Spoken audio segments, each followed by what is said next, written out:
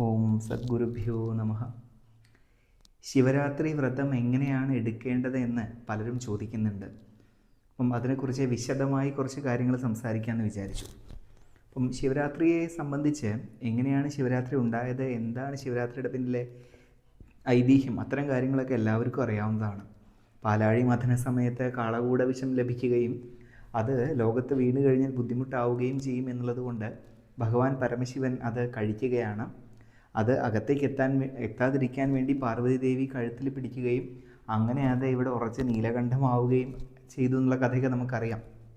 അപ്പം പ്രപഞ്ചത്തിൽ അപാരമായ ഊർജം നിറഞ്ഞു നിൽക്കുന്ന ശിവരാത്രി ദിവസം ശിവരാത്രി വ്രതം എടുക്കുന്നത് വളരെ നല്ലതാണ് എന്ന് നമുക്കറിയാം. അപ്പം ഏത് രീതിയിൽ വ്രതം ആചരിക്കണം എന്നുള്ളതാണ് ചോദ്യം. നമുക്കതിനു വേണ്ടി ഇപ്പം തന്നെ ഒരുങ്ങാം. ഇപ്പോൾ 2 ദിവസം കഴിഞ്ഞാൽ ശിവരാത്രിയാണ്. അപ്പം അതിൻ്റെ തലേന്ന് തന്നെ നമുക്ക് ആരംഭിക്കാം. അപ്പം എങ്ങനെയാണെന്ന് വെച്ചാൽ നമുക്ക് നമ്മുടെ വീടും പരിസരമൊക്കെ വൃത്തിയാക്കാം. ശരീരശുദ്ധി, അതുപോലെ ക്ഷേത്ര ദർശനം, ഭസ്മധാരണം, സന്ധ്യാവന്ദനം, അതുപോലെ ജപം, അത്തരം കാര്യങ്ങളെല്ലാം ചെയ്യാം. ഇനി അന്നേ ദിവസം നമ്മൾ നാമജപത്തിന് പ്രാധാന്യം കൊടുക്കണം. നാമജപം എന്ന് പറയുമ്പം പഞ്ചാക്ഷര മന്ത്രമാണ് ജപിക്കേണ്ടത്. ഓം നമ ശിവായ നമ്മൾ നന്നായിട്ട് ജപിക്കാം. ഏത് സമയവും ജപിക്കാം, എത്ര ഉരു വേണമെങ്കിലും ജപിക്കാം എന്നുള്ളതാണ്. പിന്നെ മറ്റൊരു കാര്യം ഉപവാസമാണ്. അപ്പോൾ ഉപവാസത്തെ സംബന്ധിച്ച് വലിയൊരു തെറ്റിദ്ധാരണ എന്താണ് ഇവിടെ നടക്കുന്നത് വെച്ച് കഴിഞ്ഞാൽ, പട്ടിണി കിടക്കുക എന്നുള്ളതാണ് ഉപവാസം കൊണ്ട് എല്ലാവരും മനസ്സിലാക്കുന്നത്. ഉപവാസം എന്നതുകൊണ്ട് ഉദ്ദേശിക്കുന്നത് തന്നെ ഉപം എന്ന് പറഞ്ഞാൽ അടുത്ത് വസിക്കുക, ഭഗവാന്റെ അടുത്ത് വസിക്കുക എന്നുള്ളതാണ് ഉപവാസം കൊണ്ട് അർത്ഥമാക്കുന്നത്. അല്ലാതെ അരിഭക്ഷണം ഒഴിവാക്കിക്കൊണ്ട് അതിന് പകരം ഗോതമ്പും പപ്പടം ചുട്ടതും അതുപോലെ കാവത്ത്, അതായത് കാച്ചിൽ, അതെല്ലാം കഴിക്കുക എന്നുള്ളതല്ല. അപ്പം എല്ലാവരും ധരിച്ചു വെച്ചിരിക്കുന്ന അങ്ങനെയാണ്. അപ്പോൾ ഭക്ഷണ ക്രമീകരണം ഉണ്ട്. അതായത് ഭഗവാനോട് അടുത്തിരിക്കുന്ന സമയത്ത്, നാമം ചൊല്ലുന്ന സമയത്തെല്ലാം നമ്മൾ നിറവയറുമായിട്ട്, അതായത് നല്ലോണം ഭക്ഷണം കഴിച്ച് നല്ല വയറുമായിട്ട് ഇരുന്ന് കഴിഞ്ഞാൽ ഉറക്കം വരില്ലേ? അപ്പം ശരീരത്തെ നിയന്ത്രിക്കാൻ സാധിക്കില്ല, അപ്പം മനസ്സിനെ നിയന്ത്രിക്കാൻ സാധിക്കില്ല. അപ്പം അതുകൊണ്ട് തന്നെ ശരീരത്തെ നിയന്ത്രിച്ച് മനസ്സിനെ നിയന്ത്രിക്കണം. അതുകൊണ്ട് തന്നെ നമുക്ക് ഏകാദശി ഉപവാസം ചെയ്യുന്നത് പോലെ തന്നെ, ഏകാദശിയിലൊക്കെ നമ്മൾ ചെയ്യുന്ന പോലെ തന്നെ ലഘുഭക്ഷണം കഴിക്കാം. ഇനി ആരോഗ്യം അനുവദിക്കുകയാണെങ്കിൽ നിങ്ങൾക്കന്ന് പൂർണ്ണമായിട്ട് ഒഴിവാക്കാം. ശിവരാത്രി ദിവസം ഭക്ഷണം ഒന്നും കഴിക്കാതിരിക്കാം. പക്ഷേ ചില ആളുകൾക്ക് ഭക്ഷണം അത് ജലപാനം ഇല്ലാതെ സാധിക്കില്ല എന്നുള്ളവരുണ്ട്. അപ്പോൾ അവർക്ക് ജലപാനമാവാം, പ്രശ്നമില്ല. ഇനി ചില ആൾക്കാർക്ക് പോഷകം അടങ്ങിയ ജലമാവാം. ഉദാഹരണം നാളികേരം, അതുപോലെ പഴച്ചാറുകൾ, ഇളനീരിൻ്റെ വെള്ളമൊക്കെ ആവാം. ഇനി ചില ആൾക്കാർക്ക് പഴം ഭക്ഷിക്കാം. ഇനി അത് പോരായെങ്കിൽ ഒരു നേരം ഭക്ഷണമാവാം. ലഘുഭക്ഷണമാണ് നല്ലത്. അങ്ങനെ ശരീരത്തെ നിയന്ത്രിച്ച് മനസ്സിനെ നിയന്ത്രിച്ച് നാമജപമാകാം. അപ്പോൾ ഉപവാസത്തിൽ പ്രധാനമായും ശ്രദ്ധിക്കേണ്ട കാര്യം ഭക്ഷണ ക്രമീകരണം, ഒപ്പം തന്നെ നാമജപവും ആണ് എന്നുള്ളത് മനസ്സിലാക്കാം.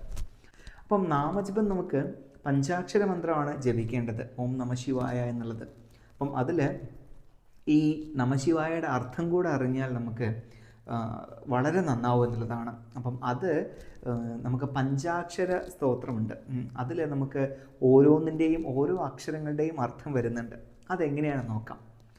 നാഗേന്ദ്രഹാരായ ത്രിലോചനായ ഭസ്മാംഗരാഗായ മഹേശ്വരായ നിത്യായ ശുദ്ധായ ദിഗംബരായ തസ്മൈ നകാരായ നമഃ ശിവായ. ഇനി മകാരം എന്താണെന്ന് നോക്കാം. മന്ദാകിനി സലില ചന്ദന ചർച്ചിതായ മന്ദാരപുഷ്പ ബഹുപുഷ്പസുപൂജിതായ നന്ദീശ്വര പ്രമദനാഥ മഹേശ്വരായ തസ്മൈ മകാരായ നമഃ ശിവായ. ഇനി ശികാരം എന്താണെന്ന് നോക്കാം. ശിവായ ഗൗരീവദനാരവിന്ദ സൂര്യായ ദക്ഷാതുര നാശകായ ശ്രീനീലകണ്ഠായ വൃഷധ്വജായ തസ്മൈ ശികാരായ നമഃ ശിവായ. ഇനി വകാരം. വസിഷ്ഠ കുംഭോദ്ഭവ ഗൗതമാര്യ മുനീന്ദ്ര ദേവാർച്ചിത ശേഖരായ ചന്ദ്രാർക്ക വൈശ്വാനര ലോചനായ തസ്മൈ വകാരായ നമഃ ശിവായ. ഇനി യജ്ഞസ്വരൂപായ ജടാധരായ പിനാകഹസ്തായ സനാതനായ ദിവ്യായ ദേവായ ദിഗംബരായ തസ്മൈ യകാരായ നമഃ ശിവായ. അപ്പം നമശിവായ ജപിക്കുന്ന സമയത്ത് ഈ അർത്ഥങ്ങളെല്ലാം അറിഞ്ഞ് ജപിക്കുന്നത് വളരെ നന്നാവും എന്നുള്ളതാണ്. ഇനി നമ്മൾ ശിവരാത്രി ദിവസം ക്ഷേത്ര ദർശനമാവാം. അത് കഴിഞ്ഞ് ശരീരശുദ്ധിയോടുകൂടെ നാമജപം ആരംഭിക്കാം. ലഘുഭക്ഷണമാവാം. അതിനുശേഷം ഉറക്കം ഒഴിച്ച് നമുക്ക് നാമജപം ചെയ്യാം. ഉറക്കമൊഴിച്ച് നമ്മൾ ശിവരാത്രി ഗാനമേളകൾക്കും അതുപോലെ അയ്യപ്പൻ വിളക്കിനും പോവുകയല്ല ചെയ്യേണ്ടത്. നമ്മൾ ഉപവസിക്കുകയാണ്. അപ്പോൾ ഭഗവാന്റെ അടുത്തിരുന്ന് നമ്മൾ നാമം ജപിച്ച് ഭഗവാനെ മനസ്സിൽ കണ്ടുകൊണ്ട് നാമം ജപിച്ച് ആ രാത്രി കഴിച്ചു കൂട്ടണം എന്നുള്ളതാണ് മനസ്സിലാക്കേണ്ടത്. ശേഷം രാവിലെ ക്ഷേത്ര ദർശനം നടത്തി തീർത്ഥം സേവിച്ച് നമുക്ക് വ്രതം അവസാനിപ്പിക്കാം. അപ്പം 2-3 ദിവസം നീണ്ടു നിൽക്കുന്നൊരു പ്രക്രിയയാണ് ശിവരാത്രി വ്രതം എന്ന് പറയുന്നത്. അതിലൂടെ ആ പരമശിവനെ, നീലകണ്ഠനെ, ആ പരമാത്മാവിനെ കാണാനും ഒപ്പം ആ ശക്തി എന്താണെന്ന് അനുഭവിച്ചറിയാനും നമുക്ക് സാധിക്കണമെന്നുള്ളതാണ്. എന്തെങ്കിലും ഉദ്ദേശം മനസ്സിൽ വെച്ചുകൊണ്ട് ശിവരാത്രി വ്രതം എടുക്കേണ്ട ആവശ്യമില്ല. നിങ്ങൾ മനസ്സിൽ കാണുന്ന കാര്യം പ്രയത്നിക്കാൻ, അത് നേടാനായി പ്രയത്നിക്കാൻ നിങ്ങളുടെ മനസ്സിനെയും ശരീരത്തെയും പാകമാക്കുന്ന ഒന്നാണ് ഈ ശിവരാത്രി വ്രതം എന്ന് പറയുന്നത്. അല്ലാതെ വ്രതം എടുത്ത് പിറ്റേ ദിവസം നിങ്ങൾ ആഗ്രഹിച്ച കാര്യം സാധിച്ചു തരും എന്നുള്ളതല്ല. എന്താണോ നിങ്ങൾ മനസ്സിൽ കാണുന്ന കാര്യം അതിലേക്ക് പ്രവർത്തിക്കാൻ നിങ്ങളുടെ മനസ്സിനെയും ശരീരത്തിനെയും പ്രാപ്തമാക്കും, അതിനുള്ള ആത്മവിശ്വാസം ഉണ്ടാക്കി തരും എന്നുള്ളതാണ് ഈ ശിവരാത്രി വ്രതത്തിൻ്റെ പ്രത്യേകത. അല്ലാതെ ഞാനൊരു കാര്യം മനസ്സിൽ കണ്ടിട്ടുണ്ട്, അത് നേടാനായിട്ട് ഞാൻ വ്രതം എടുക്കുക, അങ്ങനെ വിചാരിച്ച് ചെയ്യരുത്.